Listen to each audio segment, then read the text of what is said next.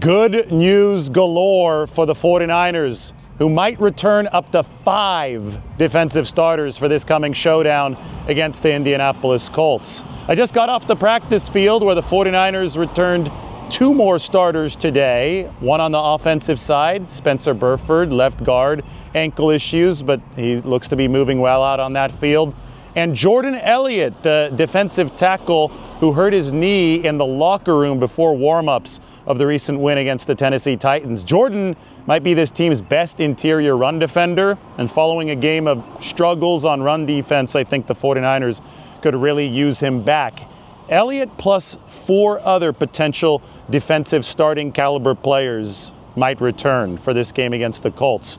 One is Sam Okawanu, who was back out on the practice field yesterday and now has strung together 2 straight days of practice following some time off due to a high ankle sprain. Tatum Bethune, the Mike linebacker, who also suffered a high ankle sprain at the same time as Sam O, he's been back out there for 2 straight days. Eric Kendricks, linebacker, 49ers signed him a couple weeks ago. He's been working his way back into shape, working through some calf tightness. He's been out on the practice field for 2 straight days, and we'll talk a little bit more about Kendricks later in this show, but that could be a big glue piece for the 49ers defense over this stretch run where they've got a clear shot at that number 1 seed. And finally, Yetur Gross-Matos, this is his 2nd straight week out at practice. I thought that Yetur was moving really well out there.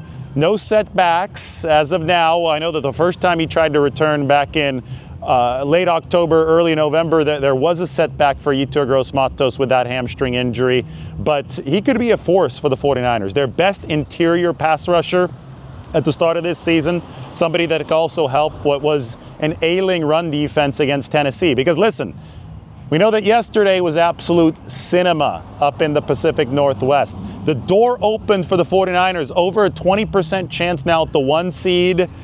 They now control their own destiny. Over the course of the past 5 days, the Packers and the Rams have both lost games, which has allowed the 49ers to have this clear shot. But if they're going to execute on this clear shot, they're going to have to play the run better than they did against Tennessee. They dropped from number 7 to number 14 in EPA per play against the run in just 1 game. But maybe part of the reason was that on top of the Fred Warner and Nick Bosa injuries, the 49ers had all the other guys that I just listed out.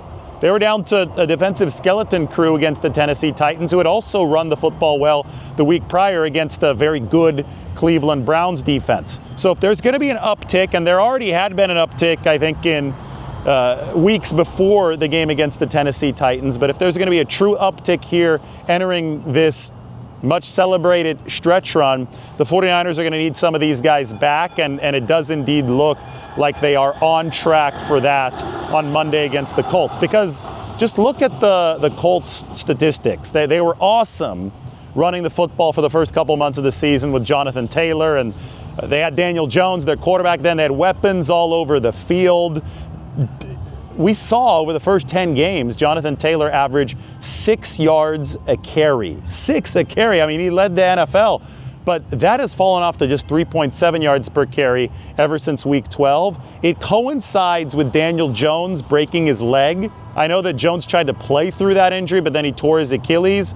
It was all bad during that downswing. But the Colts might be on an upswing again with the 44-year-old grandpa, with Phillip Rivers back in their quarterback. And that means the 49ers are going to have to bring their best possible to combat the run game because, well, Indianapolis has a lot of potential in the tank. I mean, Taylor can really run. He's big, he's physical, he's fast, he knows how to shed tackles. And the second he gets some quarterback support, that's when he has the platform from which to deliver. And I think when you saw the uptick in rushing productivity from Indianapolis with Phillip Rivers against the really good Seattle Seahawks defense on Sunday, if you're the 49ers, you should really brace yourselves defensively, because this Colts team is not going to go down quietly on Monday. Look at what Indianapolis brings to the table weapons-wise outside of Phillip Rivers. Look at the crew that he's going to be playing point guard for.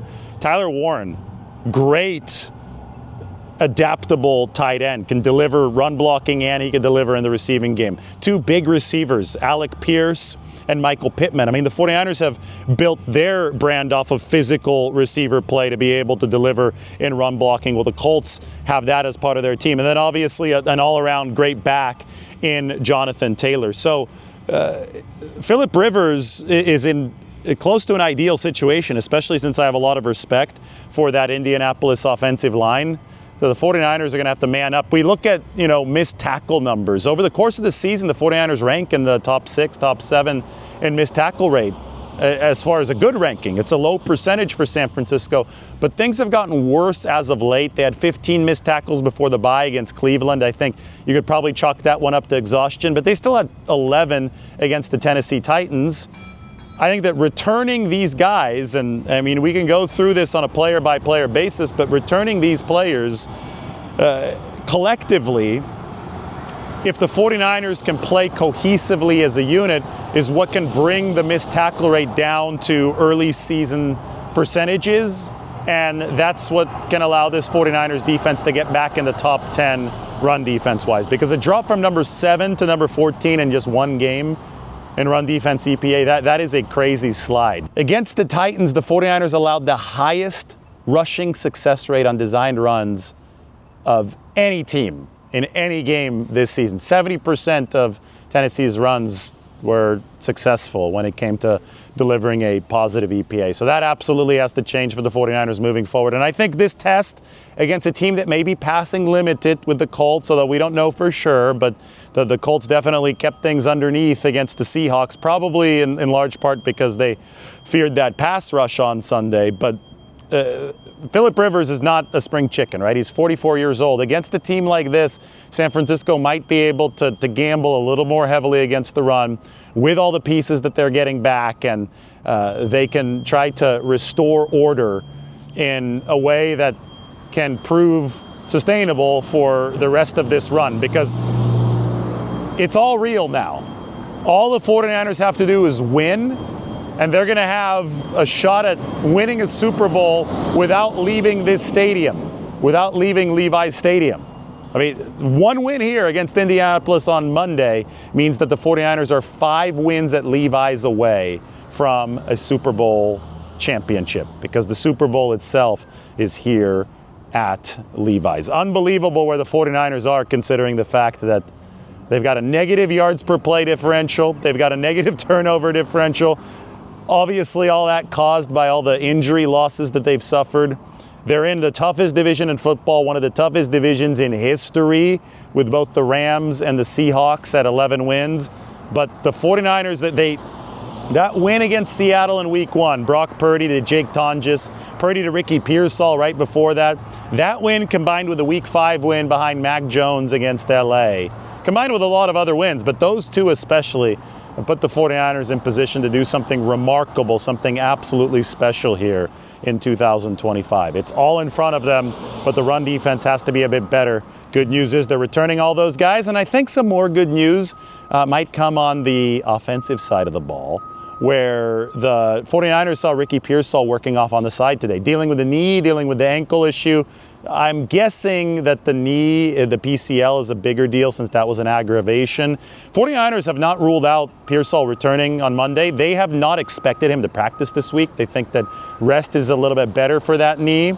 And I think that Ricky might be out there against the Colts to open up some room for the 49ers on Monday. So the fact that he was out on the side today working out, I think, is an arrow in the right direction for the 49ers. Another arrow in the right direction for Nick Martin, San Francisco linebacker who has been in the concussion protocol ever since the Browns game. Today he was working off on the side field, which means that the symptoms are subsiding for Nick Martin. That third linebacker role, maybe Martin takes it when he comes back from concussion protocol. He's got a lot of potential. Maybe Eric Kendricks grabs it. Kendricks could be a game changer for the 49ers. We keep on saying former All-Pro, but even last year, wasn't an All-Pro anymore, had 138 tackles, was good in run defense for the Cowboys, and that could be a glue piece for San Francisco to hold all this together. So anyway, that's the injury report for the 49ers. Good news galore for San Francisco. The day after absolute cinema in the Pacific Northwest, it's all lining up. The football gods might be smiling on the 49ers. Let's take a step into the locker room. What did you think of the game? Yeah, it was a great game. You know, I'm happy that the Seahawks took care of business. It was a great game. You know, there's a lot of great players playing at a high level. Puka Nakua, you know, he was lights out yesterday. I'm just happy. I'm happy the Seahawks won. Now we able to compete for that #1 seed. You know, and then everything got to come through Santa Clara. Does that feel weird to even say I'm happy the Seahawks won? Yes, it feels weird. I honestly don't even want to say it, but I'm happy you guys took care of business. Have you ever seen a 2-point conversion or any kind of play like that where it was incomplete and then it was a lateral? Yeah, that was crazy. Honestly, I didn't know what happened. I'm like, well, how did they get the 2? But then after they explained everything and then replayed it, and I was like, oh wow, that's crazy. It's like a kick in the dick. Have you had defensive coaches kind of give you that rule that if the ball's on the ground and you didn't know how it got there, just go ahead and pick it up anyway? Oh yeah, for sure. My rookie year, my second year when D'Amico was here, a play happened like that. It was against the Rams. It was a game probably one of my best games as my second year against the Rams. I think I got a sack that game. But Matt Stafford, he had tried to throw the ball and it was a fumble and the ball was on my foot, but I never touched the ball. And then I just seen everybody coming running after me, running at me. And then I want to say, I forgot who recovered it, but it ended up being a fumble. And then it was just then Corey Underland, he had told me, he was like, you scoop every fucking ball. Yeah, so then after, that was my learning moment for that situation. There's not a lot of guys on this defense that have playoff experience. You've got, I think, 6 starts. So how might that translate kind of coming down the stretch here and once you guys make it in? Really just stressing to the guys, we got to be desperate, because in the playoffs, ain't nobody going to lay down for us. We can't make the small mistakes, the simple mistakes. Everything got to be on point, and it just got to be, we got to hit the ground running. Feel bizarre that you look at who the Colts are starting and it's Phillip Rivers. You could have never imagined that at the beginning of the year or even a couple weeks ago. Yeah, honestly, I thought it was going to be later down the line when they just threw him right in. But he's a great player, Hall of Famer, so it's gonna be fun, to go out there and compete with him. When you watched the film from last week, what did you notice about him despite him being 44? He's not whatever decision he makes, he gonna follow through with it. So I like that about him. What kind of added juice does it give the defense after what happened last night with Seattle, knowing that you guys really control your own fate? Oh yeah, that's all the juice we need, just the knowing that we can get in there and compete for that #1 seed, second to none. And how do you just think the maturity of this defense has come along throughout the season? There have been some ups and some downs. Oh yeah, we've been through a lot of adversity, so just to see what we overcame and, stress to get 10 wins, it's just been a blessing, just to see what all the young guys can do, all the adversity they overcame and just how fast they picked up on everything. Yeah, I think the game, is 90% mental, man. With the scheme, knowing where you got to go with the ball, throwing on time, knowing when guys are coming out of their breaks, when to throw a ball, when not to, just all the things. It's making decisions at a high level, and so I think that's a big part of it. And Phillip Rivers has done that better than just about anybody in the history of football, playing quarterback, and so he's done a great job with that.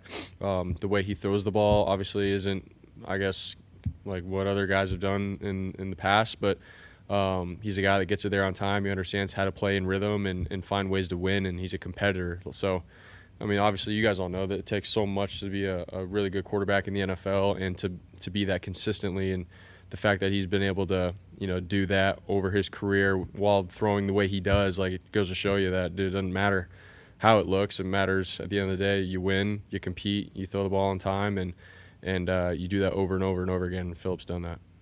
Yeah, Curtis is. We got him back a couple weeks ago. He's been practicing in the NFL for the first time. Really, truthfully, and he looks good. I mean, he's a big dude, good athlete. He can throw the ball. I've been watching him in Indy and how he throws and moves, and in scout team you can just see the talent. You know, we love his brain. You know, he's been dialed in to every game plan this year. He's learning the offense, and then we know about Adrian, and we've talked about him very highly this year. And so I hope we get the chance to work with all those guys in the offseason and keep them around and keep developing them. So.